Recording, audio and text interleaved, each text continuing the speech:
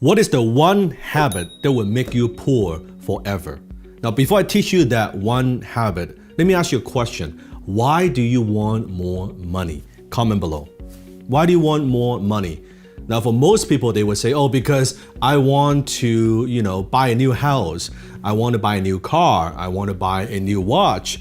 I want to be able to buy that new dress, that new pair of shoes. I want to pay off my debt. I want to be able to do whatever I want. I want freedom. I want to take that vacation. I want to help my family. I want to impact people.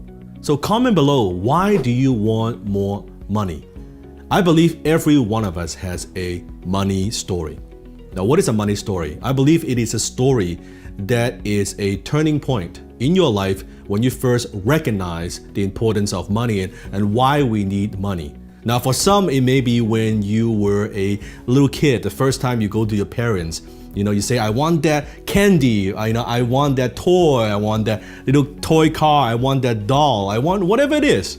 You go to your parents and they say to you, no, what? You think money grows on trees? We don't have money. We can't afford it. Now, that could be your money story, or your story could be that maybe when you were going through high school, you didn't have a lot of money and you were wearing the same pair of pants and same pair of shoes every day, and your friends, they laugh at you, right? Oh man, why you don't wash your clothes, you wear the same thing again and again, and you register that, okay, darn it, I need to look a little different. Or they have the new cell phone and you don't have the new cell phone. They have the latest computer and you don't have the latest computer. You're like, darn it, I want that thing. I need to make some money, right? Maybe that's your first encounter with money. Or maybe it is a time that is when your family needed help, that they need financial help. Maybe they need medical help, but you're not able to provide, and you remember that. My money story was when I first was going through high school. And one time when I came home, I saw my mom in the bedroom. I was in the living room, and I eavesdropped, and she was having a conversation with somebody, and I could hear her crying on the phone. So I knocked on the door and I said, Mom, is everything okay?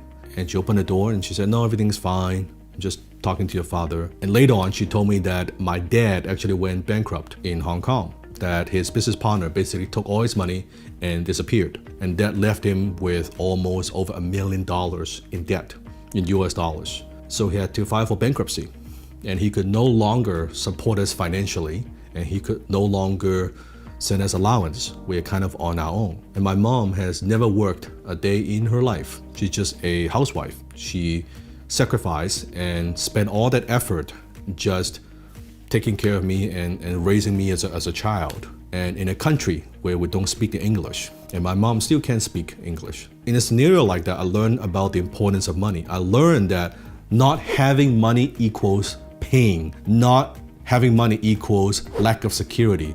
Not having money equals being a disappointment for your family. That's kind of my first encounter with money.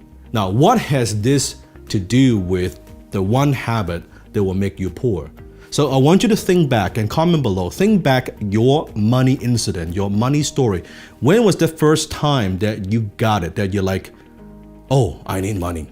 I need money to survive. I need money to do whatever. I need money to solve this problem. I need money in order to do this X or Y thing. And suddenly, finally, I'm having a little bit of money. I'm having a little bit of success.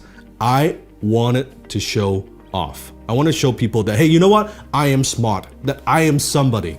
I'm not the invisible kid in high school. Look at me.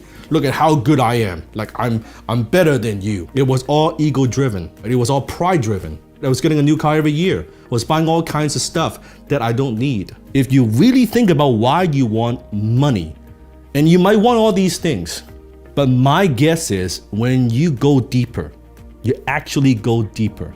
I believe we're actually going after a certain feeling that I want, a certain feeling that you want.